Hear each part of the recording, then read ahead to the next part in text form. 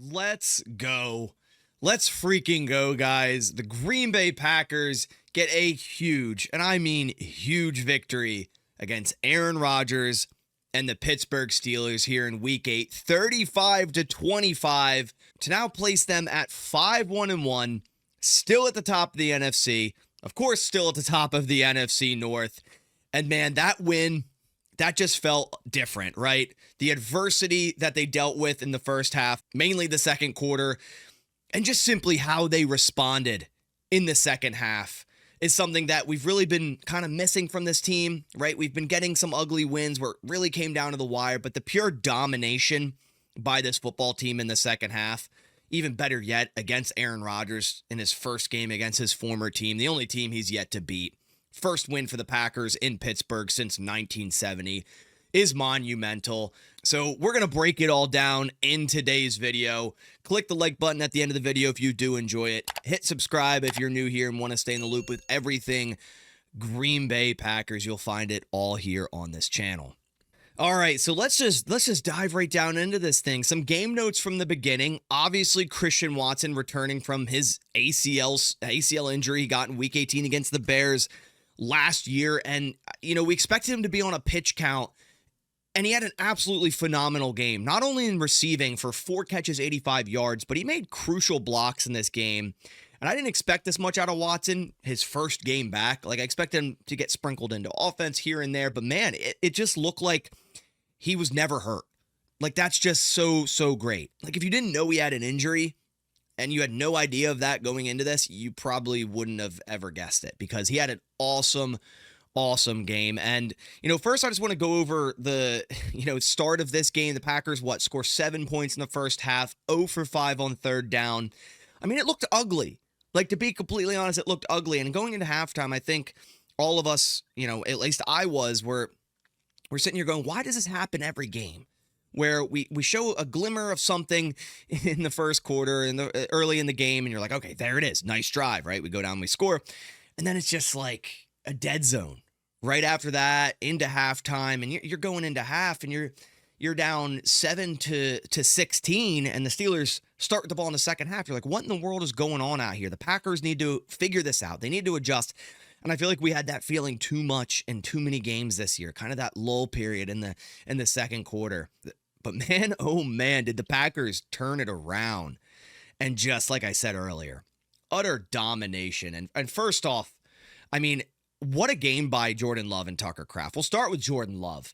I think it's his best game as a Green Bay Packer, right? There's some greats, but for this, just the storyline alone, Rodgers versus Love. Obviously, they don't play each other, but, Packers moved on from Rodgers, drafting Love. Did they make the right decision overall? Like, I always thought they did, and I would still stand by Jordan Love even before this game, but he really just nailed that point home tonight. Going 29 of 37, like so efficient. 360 yards. I think that's a career high for him. 9.7 average. 3 touchdowns. Didn't get sacked. Didn't throw an interception.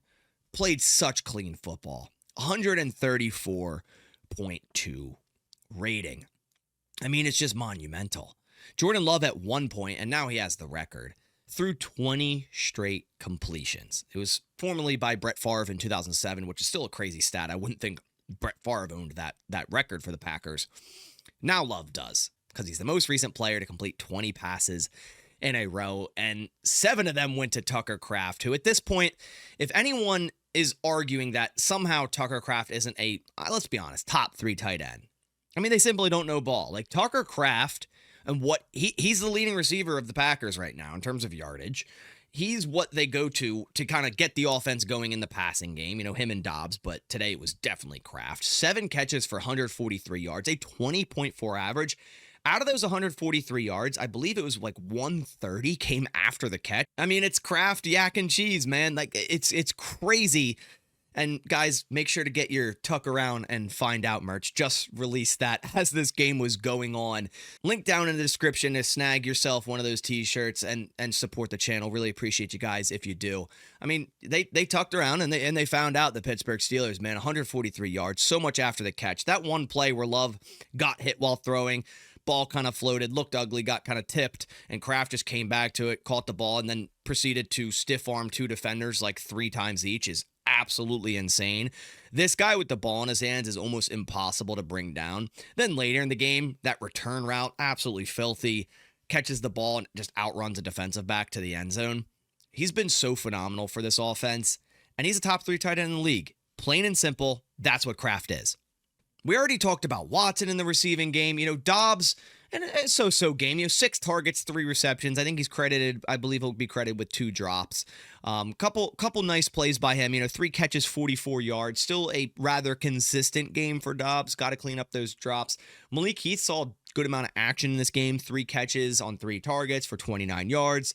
Emmanuel Wilson, we'll talk about him for the run game, but what a change of pace Emmanuel Wilson was in this game. They really couldn't get much going running the ball with Josh Jacobs, and we'll talk about running here in a second, but Emmanuel Wilson ended as the leading rusher for the Packers. Jacobs through the air had 3 catches, 12 yards. Savion got his first NFL touchdown. He had that catch on that orbit bubble screen for the touchdown. Still kind of a lack of targets for Matthew Golden. I'm okay with it, obviously, with the result, like 35-25, and love 360 yards. But if you said those things, you would expect Golden to have more than 3 catches for 4 yards, if you get what I'm saying. And it moves me to my next point. The Packers, and I've talked about this before, they just continue to force this backfield stuff with Golden. They did it tonight, and they just still continue to do that. They're trying so hard to make him a backfield guy, and I don't know why, because you drafted Savion Williams in the 3rd round, 2 rounds after that, and you could see why he is the backfield guy, and he showed that at TCU. Like, nothing Matthew Golden did at Texas shows you let's force backfield action. Like, he's a downfield separator. He makes great catches in contested situations. He has great body control near the sideline, and he has terrific hands. Like, why are we forcing so much lateral backfield, motion this, motion that to Matthew Golden, right? Get him downfield. Hopefully you've one-on-one opportunities with him, which I'm sure you will now that Watson's back and Dobbs is your guy and Kraft, right? And throw him the football. Give him 9 route opportunities one-on-one. I just don't know why it seems like they just are not utilizing Matthew Golden too well. And now that Watson's back and Kraft's having such a great year, like, Golden should get so many opportunities. It really hasn't hit that point yet. And to his credit, late in the game where we had our final field goal, he's wide open on a slant route, and Love didn't look his way and had to throw it out of bounds because he thought nothing was there. He's wide open. He could have got his first touchdown as well.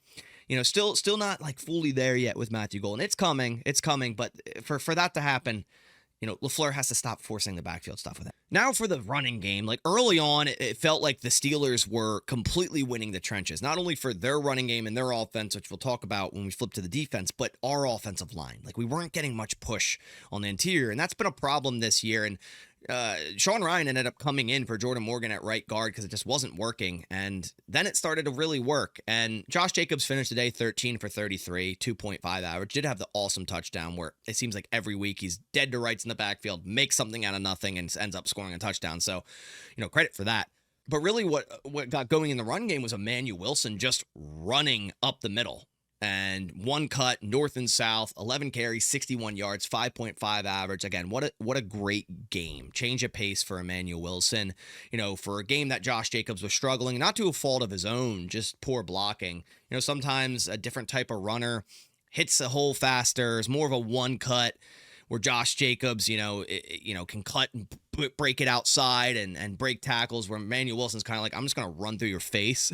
And he did that, and he looks so much like more muscle on him, I feel like, than last year. So I'd love to see that, more of that bruiser type of back, and it just worked against the Steelers in this regard. And Emmanuel Wilson ended up as the leading rusher. Overall, the Packers didn't run too efficiently, like 26 carries, 94 yards, 3.6 average. They still got to get that cleaned up. But if you're scoring 35 points and you're doing so well in the passing game, I don't really care. Right, the Steelers' passing defense is a lot worse than their running defense, and both aren't that great. But you expected to have this much success through the air, maybe not 360 yards, but I'll take it, obviously. So it kind of makes sense why the passing game was so much more efficient than the running game in this one. But man, like I said, what a turnaround by this offense in the second half. They scored on, I'll say, all 5 drives. Obviously, the 6th, they just ran the ball and need it.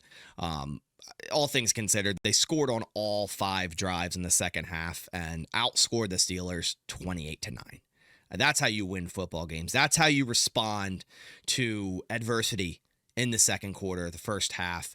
Really getting nothing going, really stagnant on offense, and you change it up. You make adjustments, you see what the Steelers are doing, and you make freaking plays. And that's what the offense did. That's what Matt LaFleur drew up for the offense, and Jordan Love simply went out there and cooked that defense.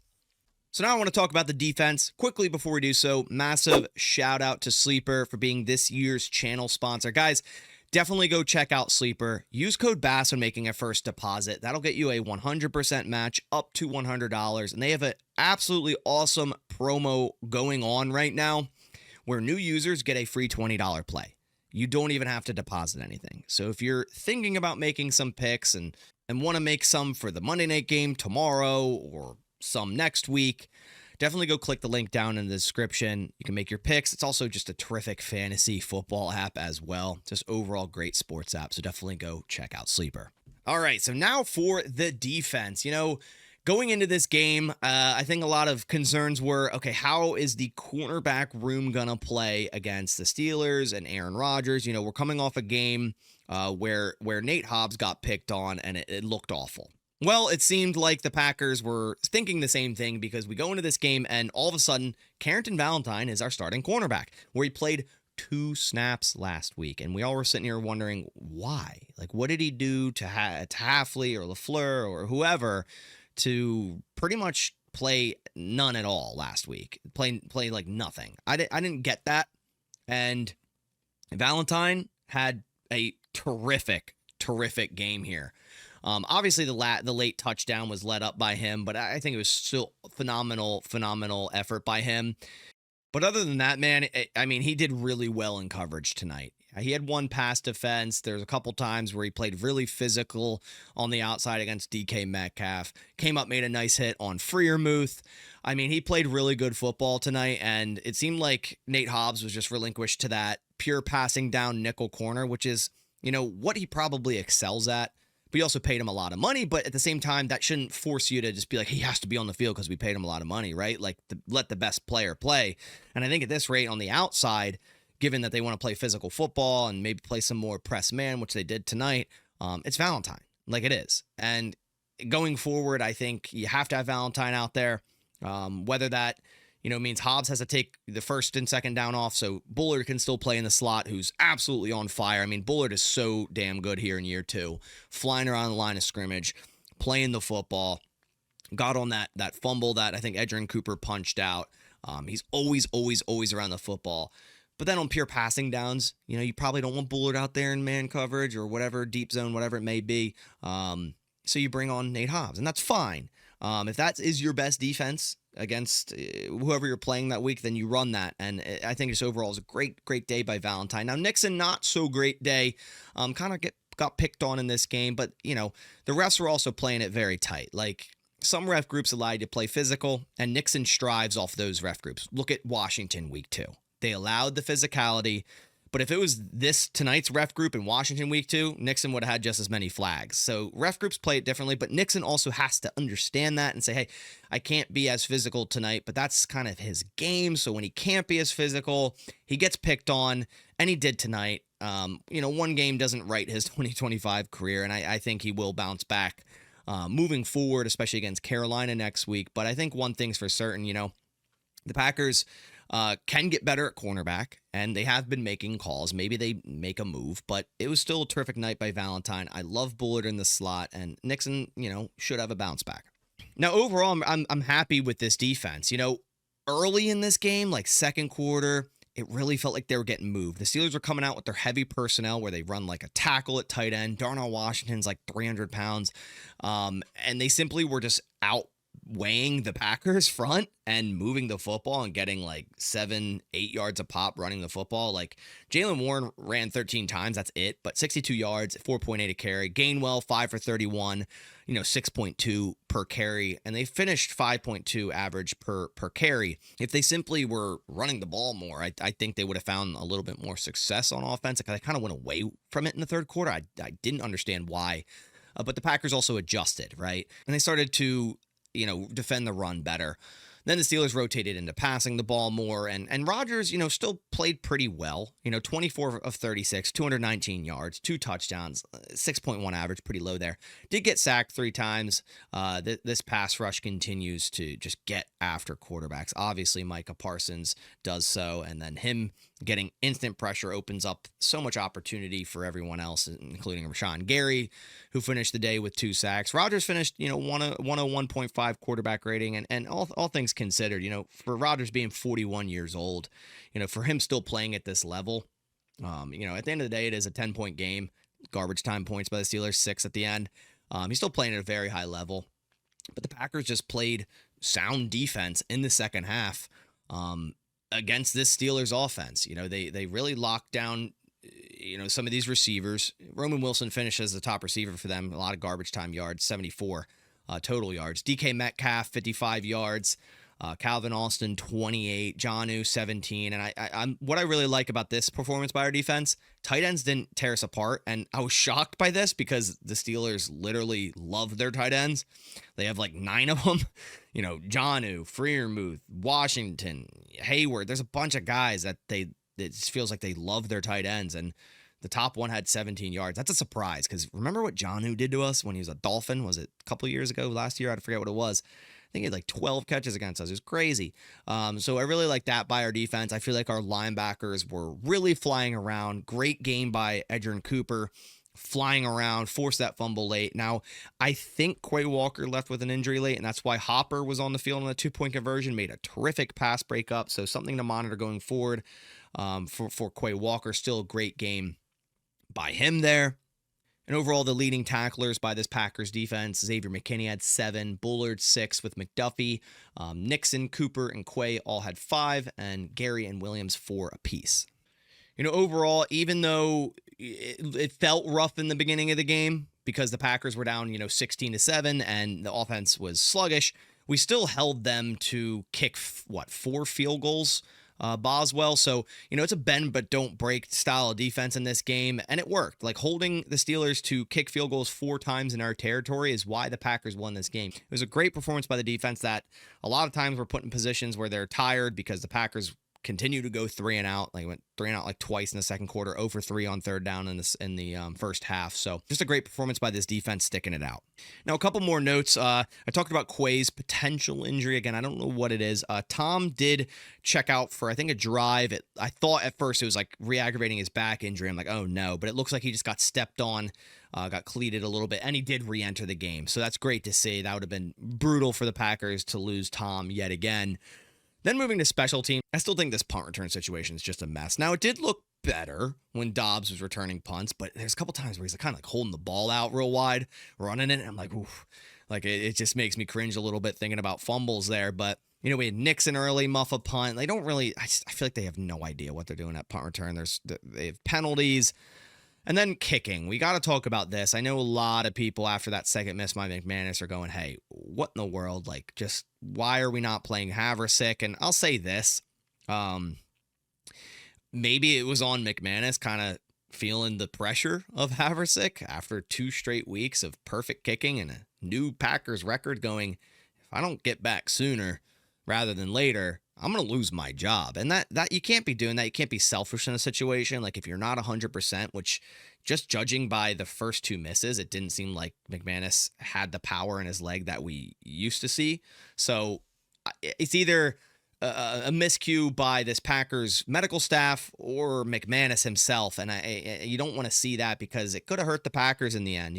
Should have had 6 more points in this game. Should have been at 41 points. And Havrisik's been perfect. So either the Packers medical staff has to say, hey, you're not ready yet. We have a kicker that's perfect. Let's recheck this in a week. Or if it's the other way and they trusted McManus making this call, he's got to realize that, hey, if I'm not 100%, it's going to hurt this football team if I miss kicks in this game. It's team above else, so you got to sit another week and get to 100 because you're, 34-year-old kicker. Like, injuries can linger like this, and you got to get healthy, and it just didn't seem like he was. But yeah, guys, what an awesome performance by this Packers football team. Sunday Night Football, so much hype entering this game. Rodgers versus Love, and given it's a 41-year-old Rodgers, so I'm not going to be like, oh my gosh, Jordan Love is so much better than Aaron Rodgers, because, man, he played some great football for us over the years, and he'll go down in history, as a Hall of Famer, likely the best quarterback to ever play for the Packers. So he'll be retired as a Packer, maybe even as early as next year. So all respect to Aaron Rodgers still, to do this thing, and the Steelers, we're 4-2 entering this game, still 4-3, still can definitely make the playoffs. To do that all at 41 years old is impressive. So, big shout out to Aaron Rodgers, and I think he had a pretty fine game. I think overall the Steelers defense definitely the reason the Steelers lost this one. But yeah, guys, really appreciate you coming by to the video. Again, leave a like down below if you did enjoy it. Subscribe if you're new here and want to stay in the loop with everything Green Bay Packers. Really appreciate you for stopping by. I'll be doing the PFF review tomorrow. Should be doing tape review on Tuesday, so be on the lookout for both of those things. But I'll catch you on the next one. And as always, go Pack Go.